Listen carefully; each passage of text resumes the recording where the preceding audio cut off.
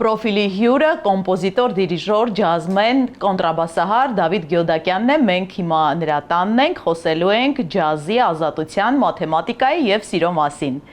Ինչպես եք։ Հրաշալի, դուք ինչպես եք։ Շատ լավ, շնորհակալություն։ Երաժշտական ընտանիքից եք դուք, բայց ձեզ ավելի շատ գերեց ջազը։ Երբ առաջին անգամ լսեցիք այս աստվածային երաժշտությունը, ինչպես Մալխասն է ասում, որ գործներ և ինչով ավելի շատ գրավեց հենց երաժշտական այս ուղղությունը։ Գիտեք, կասեի, որ ինձ ավելի շատ գերեց երաժշտությունը ու մի փուլ իմ կյանքում ես հենց լիովին տրվեցի ջազային երաժշտությանը։ Կոնկրետ որ գործներ չեմ հիշի, բայց պատմությունը հետևյալն էր, մինչև ես սկսեցի պրոֆեսիոնալ երաժշտությունով զբաղվել, ես սովորում էի Սլավոնական համալսարանում կիրառական մաթեմատիկա, այդ մասին մենք դեռ կխոսենք։ Ինչի տեղից սկսեցի, որովհետև այդտեղ մենք ունենք ռոք խմբեր, և ես բաս-գիտար էի նվագում ու երաժշտություն էի գրում, երգում էի մի ռոք խմբում և ուրեմն ստեղծագործելիս շատ նոր ոգեշնչումներ ես փնտրում առհասարակ ու այդպես ստացվեց, որ մի օր ես լսեցի Անտոնիո Կարլոս Ժոբիմի ուրեմն երգերից մեկը, չեմ հիշի կոնկրետ դա որ մեկն էր ու ինձ առհասարակ բրազիլ ջազը բոսանովան շատ գերեց իր հետաքրքիր հարմոնիկ դարձվածքներով ու սկսեցի այդ պահից սկսած մի քիչ գիտական ասպեկտով ուրեմն խորանալ ջազային երաժշտության հարմոնիայի մեջ, որից հետո ես որոշեցի, որ ուզում եմ ինձ փորձել ջազային երաժշտության մեջ որպես բասիստ ու այդպես անցա կոնտրաբասի մի քանի տարի հետո։ Մոռացա ես ներկայացնեի, որ հաղորդման սկզբում հենց կադրի մեջ ձեր կողքին ձեր շունն էր։ Այո, ինքը Լայլան։ Շուտվանից եք պահում, ասեն սիրում եք կենդանիներ։ Շատ կենդանասեր եմ, Լայլան 9.5 տարեկան է, այս տարի 10 կլինի ու ինչքան կա, այդքան իրան պահում եմ, 1.5-2 ամսական էր ու փողոցային շուն է ինքը եղել։ Ընտելացրել եք, բերել եք դուք։ Փողոցից բերած շուն է ինքը։ Այդ ինչպես ստացվեց, ձեր ծանոթությունը։ Նախկին կնոջս հարցրեք, նախկին կինը, իմ նախկին կինը նվիրեց ինձ իմ շանը։ Եվ կրկին վերադառնալով երաժշտությանը, հաճախ ասում եմ, որ ջազը բացարձակ ազատություն է, ձեր կյանքում այդ ազատությունը և որոշումներ կայացնելիս արդյոք արտահայտվում է և բացարձակ ազատ լինելը, արդյոք վախենալու չի նաև։ Ջազային երաժշտության ազատությունը իհարկե բանի մեջ է, ազատություն է, բայց ռամկաների մեջ, այսպես ասած, կներեք ռուսերեն բառիս համար, քանի որ խոսքը գնում է իմպրովիզացիայի մասին, բայց նաև նայեք այդ իմպրովիզացիան եթե նվագում ենք ջազային ստանդարտ, ինքը այդ ջազային ստանդարտի ֆորմայի ու հարմոնիկ դարձվածքների վրա է, այսինքն կյանքի հետ, կյանքի որոշումների հետ, այսպես ասած, համադրելիս, մենք ինչքան իմպրովիզացիա ենք անում օրվա ընթացքում, օրինակ ինչ-որ մի հատ բան ենք պլանավորում, ինչ-որ մի գործողություն, ինչ-որ տեղ գնալ ենք պլանավորում ու եթե մեր պլանավորածով չի գնում, մենք ուրիշ կերպ, ուրիշ բան ենք պլանավորում, այն ժողովրդական լեզվով ասած, տակից ուրիշ ձև ենք դուրս գալիս։ Այդ ջազը, երկու բառով, կես կատակ, կես լուրջ։ Առհասարակ ես շատ պլանավորող մարդ եմ ու սիրում եմ իմանալ այսօր ինչ ունեմ անելու, որ ժամին, որտեղ բան, այդ նաև գալիս է մեր 21-րդ դարի այս անվերջ խելահեղ երևանյան ռիթմից, որ օրվա ընթացքում պետք է փորձել շատ բան հասցնել, փորձում եմ պլանավորել, բայց բնականաբար պլանավորածի կեսից ավելը չի ստացվում հենց պլանավորելով, այդտեղ օգնության է գալիս իմպրովիզացիան։ Մինչև կոնսերվատորիա հասնելը բավական հետաքրքիր շրջադարձ կատարեցիք, ինչպես դուք ինքներդ նշեցիք։ Իմ մութանցիալը։ Այո, սլավոնական համալսարան, կիրառական մաթեմատիկա եւ ինֆորմատիկա, այո։ Ինչպես ստացվեց, քանի որ մաթեմատիկան չոր է, իսկ ջազը ավելի էմոցիոնալ։ Ես սովորում էի Դաշնամուր 6-7 տարեկանից Սահակնովայի անվան երաժշտական դպրոցում, այդ մի քիչ իմ պարագայում չէր քննարկվում, քանի որ երաժշտական ընտանիք 4 կողմից, լավ իմաստով, բայց երբեք ինչ որ ստիպել չի եղել, այլ ընդհակառակը ինձ միշտ հետաքրքրացրել են ու ես հիմա այսպես հետ նայելով գտնում եմ թե ինչ կարևոր է երաժշտական կրթություն չասեմ, ծանոթությունը երաժշտության հետ երեխաների համար ինքը շատ լավ ընդհանուր զարգացածություն է։ Երբ սովորում էի երաժշտական դպրոցում Դաշնամուր, մի պահ եղավ այն դեռահաս տարիքին, որ հասնում ես էլ չէի սիրում պարապել, սակայն գործիքը շատ էի սիրում, երաժշտությունը շատ էի սիրում, բայց չէի սիրում պարապել այն ինչ պետք է պարապել։ Ու այ գիտեք երաժշտական ընտանիքից գալը ինքը ֆանտաստիկ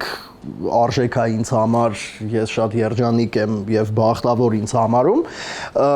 բայց առնչվեցի այդ դեռահաս տարիքում մի հատ sense հարցի հետ, որ անդադ ինչ որ փսփսոցներ էին, որ Դավիթը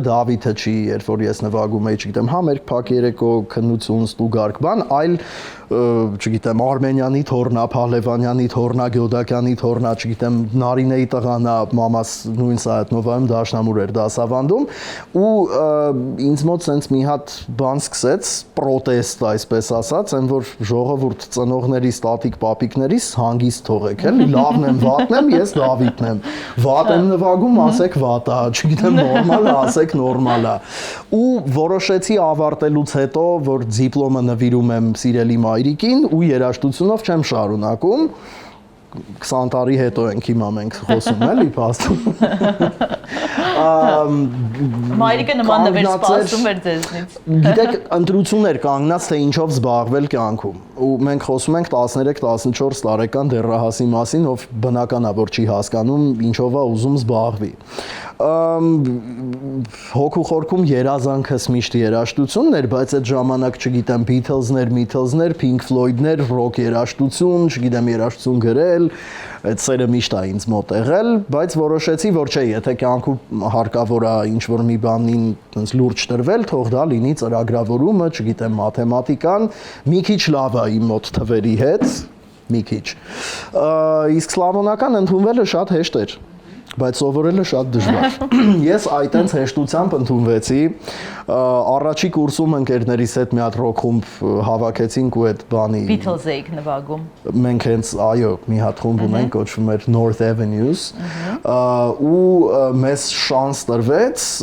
աշխատել ամեն շաբաթվա այսինչ օրը մեր շատ սիրելի Ուլիխանյան ակումբում, որտեղ այսօր ջազ եմ նվագում, այդ ժամանակ Ուլիխանյանը Art Club էր եւ ամեն տեսակի երաժշտություն սկսած դասական երաժշտությունից վերջացրած ասմունքի երեկոներ էին հրաշալի կազմակերպում այնտեղ մենք ամեն 5 շաբթի նվագում ենք Ուլիխանյան ակումբում, որը այն ժամանակ Art Club էր ավելի շատ, ոչ թե հենց ջազ ակումբ, որը որ հիմա է։ Եվ 5 շաբթի օրերը այն ժամանակ անսահմանափակ բանի ծովախեց գետնի ռոքի օրեր ու անվանել էին rock and roll day։ Մենք նվագում ենք rock and roll, Beatles-ից սկսած, բանի Բրեմինսկիի մուզիկանտի ֆիլմի, մուլտֆիլմի երգերը նենց hard rock սարքած նվագում ենք, որը շատ մեծ դռներ բացեց ինձ համար, քանի որ սկսեցի ծանոթանալ իսկական երաժիշտների հետ, ովքեր միշտ այնտեղ էին։ Որից հետո մեկ այլ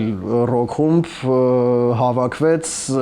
որով մենք ձայնագրեցինք բավական շատ երաժշտական մատերիալ ու ես գրում էի երաժշտություն հենց ռոք խմբերի համար, որտեղ որ նվագում էի։ Այդպես սկսվեց ուրեմն իմ երաժշտական կարիերան սովորելով սլավոնականում, ամեն կիսամյակ ամեն քննություն իմ մոտ երրորդ լիկվիդով էր հանձնվում, չգիտեմ ոնց եմ ավարտել, իսկ ավարտել եմ այնպես, որ մեր Ահուս Արսապ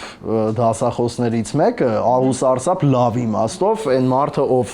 ազնիվ իր գործի նվիրյալ ու ֆանտաստիկ մասնագետ, լուսահոգի Գառնիկ Կարապետյանը, ով բազմիցս ինձ լիկվիդների էր թողել տեղին, ավարտական քննության ժամանակ արդեն լուր էր ընկել Սլավոնականով, որ ես պետքա ավարտեմ ու ընդունվեմ կոնսերվատորիա 0-ից նորից։ Մոտեցա գրատախտակին պետական քննության ուրեմն ժամանակ, ուզում էի ինչ-որ մի ապուշ բան ասել, քանի որ ոչ մի բան չէի սովորել, սա գովազդա հանկարծ էսպես մի արեք երեխեք ջան, ընտրեք այն ինչ սիրում եք։ Ահա, կարևոր խորհուրդ։ Ու Գառնիկ Ալբերտովիչը իզարմանս ինձ, ով բոլորին դուրս էր թողում, բոլորին էս հիմա եկել բերել ցույցա տալի, ասում ա տես ինչ ունեմ, բայց չեմ տա։ Աստորեն շատ հետաքրքրասեր շունիկ ունեք, ինքն էլ է ուզում մասնակցի եւ պարտադիր նկարահանվի։ Մերթ հայտնվում ա կադրում, մեր հեռուստադիտողները, ահա։ Ուրեմն Գառնիկ Ալբերտովիչը մոտեցավ ինձ ու չթողեց որ ինչ որ մի բան ասեմ, հանձնաժողովին ասեց ժողովուրդ եկեք անցողիկ գնահատական դնենք այս մեր երիտասարդին, որտեվ գնալու է կոնսերվատորիա ընդունվի։ Հասկացել էին արդեն։ Որի շնորհիվ ես ունեցա բարձրագույն կրթության դիպլոմ ու երբ սովորում էի կոնսերվատորիայում մաթեմատիկոսի դիպլոմով ծավալում էի երաժշտական գործունեություն, որի համար շատ շնորհակալ եմ Գառնիկ Ալբերտովիչից, ով ցավոք շատ անժամանակ լքեց մեզ, ինքը ամենաֆանտաստիկ մաթեմատիկոսներից եւ ամենալուրջ գիտնականներից է մեր երկրի։ Ասում եմ, որ այդ տարիներին լավ էլ գումար եք դուք աշխատել, հա, նաև օգնել է ձեզ։ Այո, քանի որ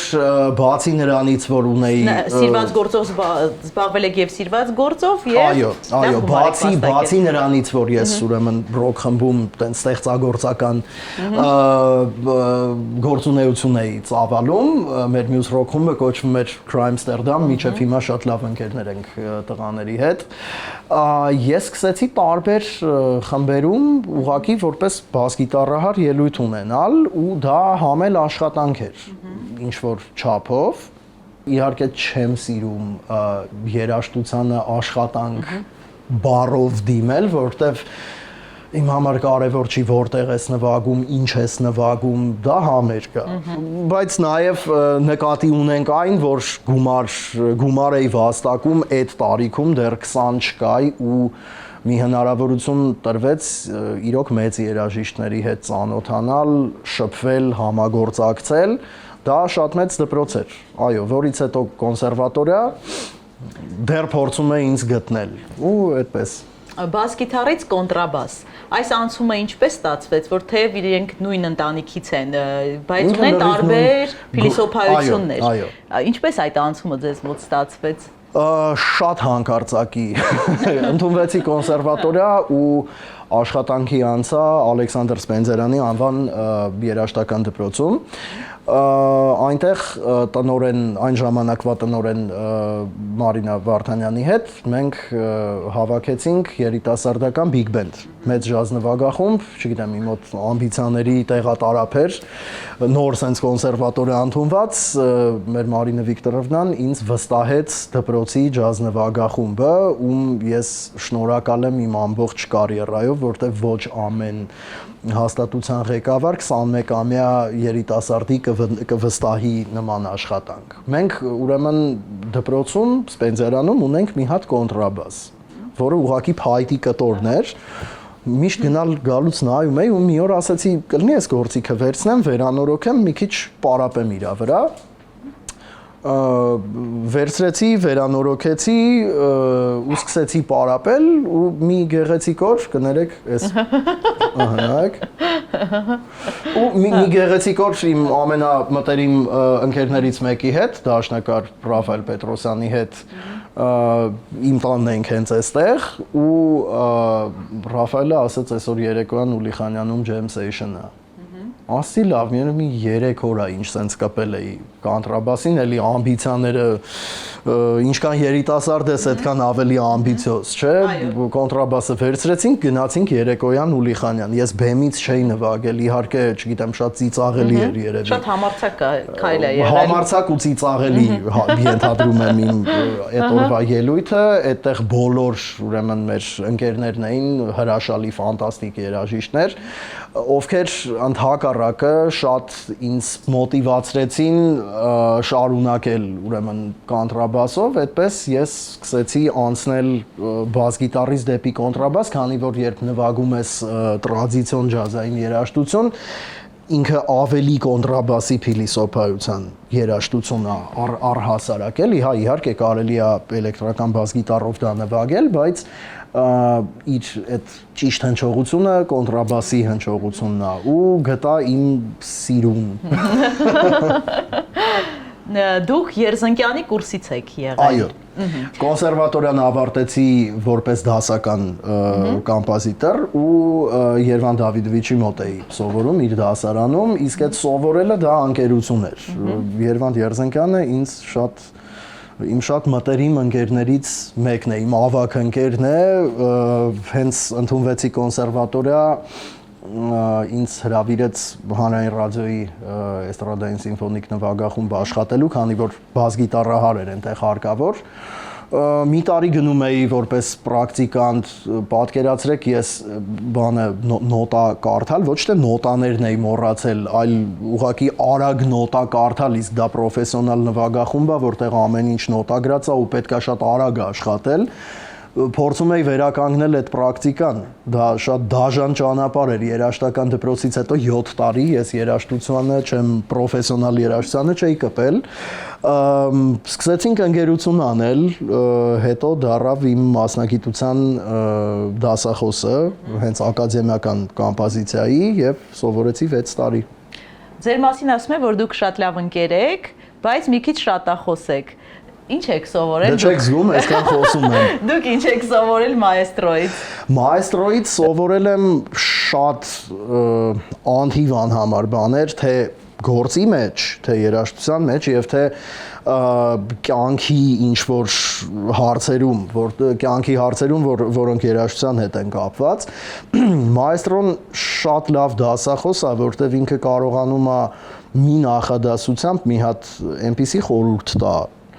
որի շուրջ կմտածես մի ամիս, շատ տրիվիալ օրինակ, երբ երաժշտություն էի գրում, չգիտեմ, ինչ-որ սիմֆոնիկ պարտիտուր ինչքան ավելի երիտասարդ ես ու նոր ես սկսում, փորձում ես ապացուցել, որ ես էլ գիտեմ, նայեք ինչ բարդ եմ կարողանում գրել եւ այլն, տանում էի մայեստրոն մի 20 վայրկյան ցենց նայում էր, ասում էր, չէ, չափից ավել նոտաներ ես գրել, չափից շատ, կամ մի հատ շատ հետաքրքիր ու ծիծաղելի ինցիդենտ էր, մի հատ գործիքավորում էի գրել, չեմ էլ հիշում ում համար, ինչ կազմի համար, էլի տարա մայեստրոն նայեց, ասեց նայ, ասում է, երբ որ գործիքավորում ես, ու ասում է, պարծիա ես գրում նվագախմբի մեջի մարդկանց համար, ասում է, նենց գրի, ասում է, որ մեջքիդ հետևը քեզ չհայհոյեն, էլի, չասեն, ես ինչ ա գրել չենք կարում նվագենք, այսինքն կարելի է բարդագույն երաժշտությունը շատ պարզ լեզվով նոտագրել, որպեսզի մարդկանց հեշտ լինի եւ հաճելի լինի կարդալ եւ կատարել։ Իսկ կարելի է պարզ երաժշտությունը գրել այնքան բարդ, որ այսպես լինի ու դժվար լինի նվագել։ Ձեր մասնագիտությունը նաև մաթեմատիկան ստեղծագործելիս ինչքանով է օգնում։ Շատ անկեղծ։ Ինչպես։ Ես երաժշտությունը համարում եմ ճշգրիտ գիտություն որոշ ասպեկտներով։ Իհարկե ճշգրիտ գիտություն, որի մեջ կա շատ մեծ էմոցիոնալ խորություն, երբ մաթեմատիկայում, ֆիզիկայում ինչ-որ թեորեմ պետք է ապացուցվի կամ ինչ-որ թեզիսներ պետք է առաջ բերվի, դու իրանց պետք է ապացուցես վերջ։ Երաժշտությունը, քանի որ մի հատ երաժշտական տերմին օգտագործեմ, երբ պոլիֆոնիա էի ուսումնասիրում կոնսերվատորիայում, իդեպ մեր գիգանտներից մեկի մոտ Երվանդ Երկանյանի դասարանում, ով մերօրյա ամենահրաշալի կոմպոզիտորներից մեկն է, ումից շատ բան եմ սովորել։ Երկու հնչողության տեսակ էին միջին դարերից, ուրեմն առաջ բերել կոնսոնանս եւ դիսոնանս։ Դիսոնանս դա այն է, ինչ որ ինտերվալ երկու նոտա, որը այդքան էլ հաճելի չի մարդու ականջի համար, եւ կոնսոնանս այն ինտերվալը, որը առանց լուծումի հաճելի է լսել։ Այդ ինչ է։ Եթե գիտականորեն նայենք, ձայնը դա տատանում է, իսկ մեր ականջները ներվային վերջույթներ են, որը գնում է մեր ուղեղ։ Այսինքն որոշ տատանումներ կան, որոնք հաճելի են միջին վիճակագրական մարդու ականջների համար, եւ դրանք կարող են համարվել կոնսոնանս։ Հիմա նայեք, երաժշտությունը գիտություն եմ սարքում, don't try this at home, էլի անգլերեն ասած։ Եվ որոշ հնչյուններ, որոշ ինտերվալներ, որ այնպես միաժամանակ հնչում են, ոչ ուրիշ տեսակի ապրումներ են առաջացնում մարդու կամ կենդանիների մոտ, իսկ կենդանիների մոտ այլ հնչյուններ են, կենդանիները ուրիշ հերցեր են կարողանում լսել, որ մենք մարդիկ չենք կարողանում այդ հաճախականությունները ուրեմն լսել։ Իսկ հետաքրքիր է, կյանքում դուք մաթեմատիկական հաշվարկներով եք առաջնորդվում, թե ավելի շատ էմոցիաների հետևից եք գնում։ Նայեք, մի քիչ երկար եմ մտածում արդեն։ Իրականում կասեի, որ շատ լավ բալանսի վրա է։ Ես շատ ողջամիտ մարդ եմ, բայց միևնույն ժամանակ շատ էմոցիոնալ։ Այսինքն պետք է եղած ժամանակ իմ մոտ ինչ-որ տենց ավտոմատի վրա գալիս է ճիշտ բալանսի։ Դեռ չի խանգարել։ Պաստորեն Դավիթ, կարող ենք ասել, որ երաժշտությունը նույն մաթեմատիկան է, որի մեջ ավելացված է էմոցիան։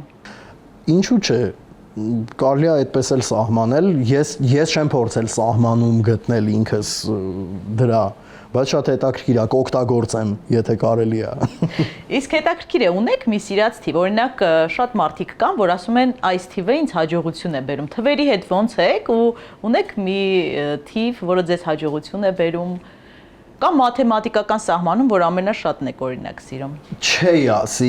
թվերից լավ եմ։ Օրինակ իմ բոլոր երաժիշտ ընկերները հրաշալի գիտեն այն փաստը, որ ես ստեղծագործությունների անուններ չեմ կարողանում հիշել։ Ինքն ջազային ստանդարտներ, որոնք տարիներով մենք նվագում ենք, համերգից համերգ, անունները չեմ հիշում, մեկ էլ գնում ասում եմ այն գործը, որ չգիտեմ, այդ որներ հա ասում են it could happen to you, ասում եմ so it could happen to you, իսկ անալոգիան այնա, որ կարող եմ ասել այ Մայքլ Բրեկերի 87 թվի ալբոմի էս ինչ ստեղծագործությունը, թվեր լավ եմ հիշում, իմ կապվելու լեզուն փող հարաբերվելու լեզուն թվերն են, բայց ինչ-որ սիրելի թիվ չունեմ։ Իսկ ձեր գործերը թվերով եք անվանումները դնում, թե չէ։ Չէ, իմ գործերի անուններն էլ չեմ հիշում, ուղղակի գիտեմ, որ թվին եմ գրել, էլի։ Դավիթ, այս ծրարի մեջ մի հարց կա, որ ավելի անկեղծ պատճառ է, թեև մենք անկեղծ էինք խոսում, բայց անկեղծ պատասխանը այնուամենայնիվ ենթադրում ավելի սուր հարց է։ Եթե ցանկանում եք, կարող եք պատասխանել, եթե ոչ, կարող եք նաև հրաժարվել։ Ցանկանում եք։ Ռիսկը լավ բան է։ Պաստորեն, դուք միշտ համարձակ եք, ինչպես կոնտրաբասի հետ ստացվեց, երբ տարակ բեմ։ Այո, փորձում եմ։ Դավիթ, ասում են տղամարդու կյանքում գլխավոր կինը ծնվում է այն ժամանակ, երբ դուստր է ունենում։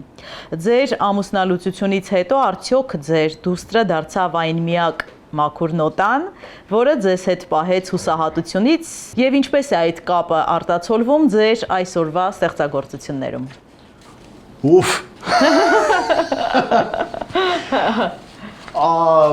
Իմ դուստրը իմ կյանքի ամենակարևոր կանանցից մեկն է եւ իմ ամենամտերիմ ընկերը։ Ես աղջկաս համար բազմաթիվ երաժշտություններ ունեմ գրած, ինքը ուղղակի դեռ չգիտի դրա մասին, քանի որ շատ տարեկանն է հիմա։ Կդառնա 8 սեպտեմբերին։ Եվ ինքը շատ երաժշտական է ու մենք շատ լավ ընկերներ ենք իրար հետ, շատ հաճախ ինքը գալիս է այստեղ իմ տանն է մնում, երբ ներում է իմ ուշգիշերային գրաֆիկը, համերգային գրաֆիկը, այդպես։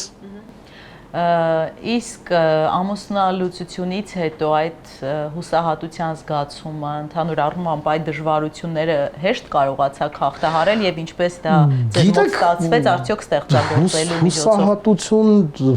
չեմ կարող ասել, որ ինչ որ հուսահատություն սենց եղել է, չեմ ուզում իմ ասածը վատ նաեւ ընկալվի, ուղղակի մենք իմ նախկին կնոջ հետ հասկացանք, որ իրար համար չենք, տարբեր մարդիկ ենք, տարբեր բան ենք ուզում այս կյանքում ու չմոռանանք, որ շատ շուտ էինք որոշել ամուսնանալ։ Մենք հիմա շատ լավ 22, ինքն էլ 20։ Մենք հիմա շատ լավ ընկերներ ենք ու շատ մարդկային հարաբերությունների մեջ ենք ու հենց դա է, որ ինձ երբեք չի թողել հուսահատության գալ։ Ես շատ ավելի գործի ու երաժշտության մարդ եմ, բնականաբար իմ աղջիկը իմ համար միշտ առաջին տեղում է, ինչ էլ լինի, եթե ընտրություն լինի, բնականաբար իմ ծնողները եւ իմ աղջիկը եւ այն էլ ընտանիքի անդամ էլի շանս էի ցույց տալիս ընդեղ նստած։ Էդ էլ այդպես, մեկը մյուսին օգնում է, իմ կյանքում միշտ այդպես է եղել։ Մեկը մյուսին օգնում է։ Փաստորեն հիմա այս պահին, այսպես ասած, ձեր միակ սերը, բացի ձեր հարազատներից ում նշեցիք եւ ձեր դուստրից կոնտրաբասն է մնում։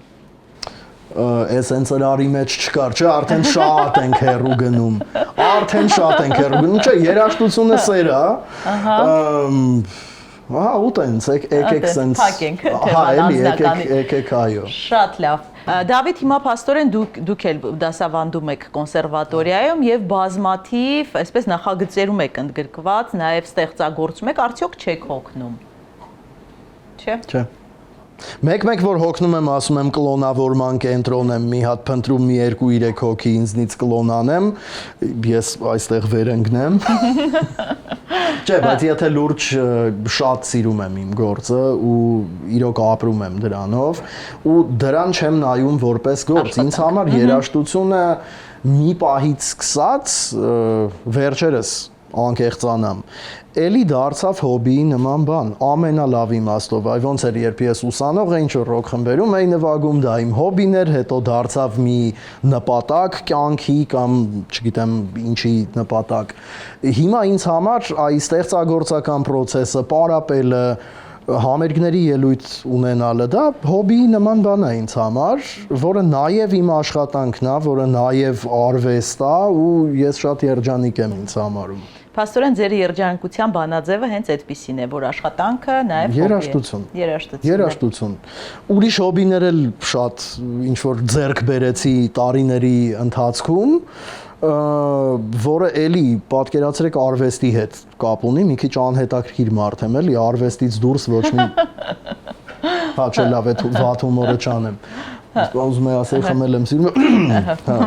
խմել չէ, հյուրեր եմ սիրում ընդունել ու խմացնել իրանց։ Ահա։ Ինչ հոբի ունեք երաժշտության մշակույթի։ Վերջերս սկսել եմ լուսանկարել անալոգ ձևով, այսինքն ժապավեն, միայն ժապավեն, ես digital կամերաներից բան չեմ հասկանում ու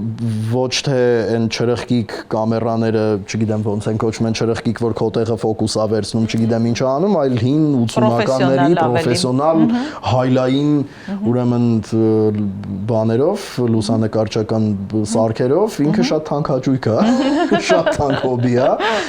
բայց ես սիրեցի ու շատ սիրում եմ կարդալ Սիրում եմ շատ կարդալ եւ փորձում եմ նաեւ գրել։ Միշտ եմ սիրել ինչ-որ բանաստեղծություններ եւ պրոզաներ գրել, բացի ինձանից ոչ մեկ չի կարդում դա իհարկե։ Եվ դա, եւ սիրում եմ։ Հիմա ինչ գիրք եք կարդում օրինակ։ Հենց հիմա կարդում եմ Նիչե,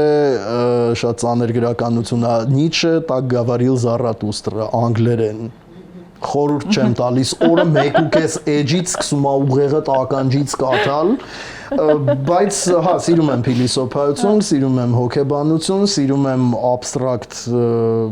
բանաստեղծություն եւ նաեւ առհասարակ սիրում եմ բանաստեղծություններ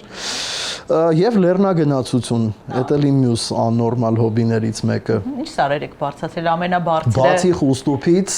Հայաստանի տարածքում գտնվող այն էլ խուստուփը հերույ է։ Զուտ պետք է քշել հասնել, բայց մի օր էլ եմ անելու։ Արագած, Արալեր, Մայմեղ շատ։ Փաստորեն, բայց դա մշակույթի հետ կապ չուներ, այդ մի հոբի գտանք։ Այդ մեկը, այո, եւ սպորտ, շատ եմ սիրում սպորտ։ Մարզվել, վազել, լող։ Նաեւ սպորտային մարդ եք։ Ձեր առաջին ալբոմն էլ վազքի մեջ էր, չէ՞, կոչվում, այսինքն որտեւ իմ կյանքը միշտ վազքի մեջ է։ Բայց պատկերացրեք, ես դա հատուկ չեմ այդ անունը հորինել կամ ինչ որ կոնցեպտ չկար այդ ալբոմի հետևում կանգնած։ Այդ ուղղակի սենց զուգադիպեց։ Իսկ երբևէ մտածել եք, թե ձեր կյանքի գլխավոր վազքի նպատակը որն է, ինչի հետևից եք այդքան վազում։ Ամեն ինչ հասցնել։ Ես սիրում եմ ամեն ինչ հասցնել, ամեն օր մյուս օրվա անելիքների ցուցակ եմ գրում ու հետո որ օրվա վերջում գալիս եմ տուն, հերթով սկսում եմ սենց ջնջել, անենց լավ զգացում է դա։ Միշտ հաջողվում է դա անել։ Հիմնականում, երբ որ չի հաջողվում, այն իմպրովիզացիան է, օգնության գալիս։ Նայեք ավելի անկեղծ չէի կարող լինել։ Շատ շնորհակալություն Դավիթ, շատ թեթև, մոտիվացնող։ Շատ շնորհակալ եմ ես։ Զրույցի համար, թող ձեր կյանքի ռիթմը երբեք չդանդաղի, բայց միևնույն ժամանակ այդ վազքի մեջ գերակշռի սերը։ Շատ շնորհակալ եմ։ Շնորհակալություն զրույցի համար։ Պրոֆիլի հյուրը Դավիթ Գյոդակյանն էր, իսկ մենք դեռ կհանդիպենք։